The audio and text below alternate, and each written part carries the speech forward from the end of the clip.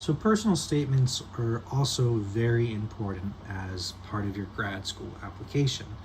This is kind of your chance to pitch yourself to the grad school committee and give them your case on why you should be admitted to your university, wherever it is you're applying.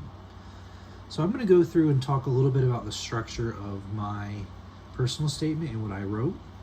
I'm not going to give exactly what it was because I don't know if that's a good idea or not, but I'll give you the structure and kind of the format I followed. I also want to say that for each grad school you apply to, you'll have to slightly adjust each personal statement. So that might sound like a lot of work if you apply to, I think I applied to about 10 or 11 schools. So it sounds like you have to write 10 or 11 essays, but in reality you can write one and then make adjustments to fit the school that you're trying to apply to. So some schools wanted me to specifically talk about certain things. I'd have to address my personal statement and adjust it accordingly. Some wanted a 1-page limit. Mine is a little over 1 pages. So just right off the bat, mine is about 900 words. And I broke it up into different paragraphs, and that's kind of how I'll describe what I decided to write about. So the first paragraph I have here is basically talking about how I found out that I really enjoy my physics courses. So not just the introductory physics courses, but my advanced physics courses.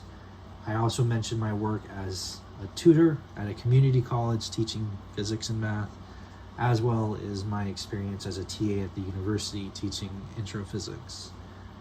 And I try to communicate that I enjoy these courses, I enjoy teaching these courses to other people, and I like communicating these ideas to people who maybe haven't heard it before. In the second paragraph, I talk a little bit more about research that I did, and essentially trying to convince them, like, in addition to taking my coursework, I also did research this. And I talked a little bit about my research and some of the things I did. I mentioned some coding I had to do to try to also say, hey, I know basic coding. And essentially say I also enjoyed my research in addition to my coursework. Going into the third paragraph, this one is definitely the one I changed mostly each and every time. And the third paragraph was very school specific because I talked about research being conducted at that university that I enjoy. I typically mention 2 to 3 professors that did research I found interesting, and I tried not to be vague. I tried to refer to specific papers they wrote, what I found interesting about that, how I think I could contribute to similar projects, stuff like that. So that would be my third paragraph. My fourth paragraph was basically talking about my coursework and how I know obtaining a PhD is not going to be an easy thing to do, but I did work very hard as an undergraduate. I worked hard to get pretty good grades, and I'm going to continue working hard as a PhD student in both research and in my coursework. Then in the next paragraph, I talked a little bit about my experience as a TA and tutor. And the way that I tried to sell this, because the obvious pitch is, well, if you need like an extra TA, I'm your guy, I guess. But what I tried to sell it as is I had to communicate ideas that are not clear to people from a wide variety of different backgrounds. And I had to communicate that idea to a lot of different people. People that learn differently, people that have different understandings. And that is a skill that comes from tutoring and working as a TA that I think does provide use in research, because in research you also have to communicate ideas with different people working on different projects. In the next paragraph, I talked about my research at a university again. And in this one, I talked a little bit about my lack of research experience, which, if you remember, I said in my last video on this topic that my lack of research is probably my biggest weakness in my application. So I use this to talk a little bit about how I transferred to the University of Florida during the height of the pandemic, and most of the labs and research was essentially at a standstill at the time. And once they opened back up towards like my last year, I did ask around for research, and I did get research, and I try to convey that I enjoyed physics research. So this is something I enjoy and something I could see myself continuing to do in graduate school. So that was kind of my paragraph, trying to minimize the damage my lack of experience probably did to my application. And then I had one last paragraph where I talked about some of the things I learned as an undergraduate. And it wasn't just, oh, I learned how to solve these type of problems.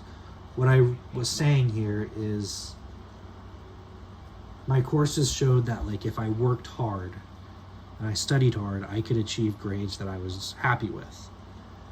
And my experience working as a TA and tutor showed me how to communicate ideas to different types of people. And then my experience doing research at the university showed that I love doing research. And ending it with essentially, I hope University X will give me the privilege of continuing this journey as I pursue a doctorate in physics. So that's my personal statement, or at least the general structure. Obviously, it's going to be unique to your experience, what you did. I think this is a fair general structure to go with, regardless of the strength of your application or the weakness of it. I mean, this is like my first time applying, so maybe I'll get rejected from everywhere, and I'll let you guys know, and we can blame the personal statement. But I think this was decent. I tried to bring up frequently factors that I think will increase my chances of being admitted. So I mentioned my GPA a couple times. I mentioned my experience as a tutor a couple times, as a TA. I mentioned my research. I try to show that I was passionate about research being conducted at this university. I occasionally mention skills I have, such as coding. So that was kind of my structure. Like I said, you will slightly adjust this for each school, but I found that if you use that format, it will do a pretty good job of guiding you along the way, because it can be kind of a lot to think, how am I going to write this personal statement? It is a big part of your application, so it's important to do a good job on it. And that's how I did mine. So hopefully this video maybe helped you a little bit. If it did, please like the video and subscribe. I'd greatly appreciate it. And I will continue trying to finish up this playlist of my applications before I start getting letters back from schools, and you guys will see where I get accepted to and where I get rejected to. So I'll post that again soon. Thank you.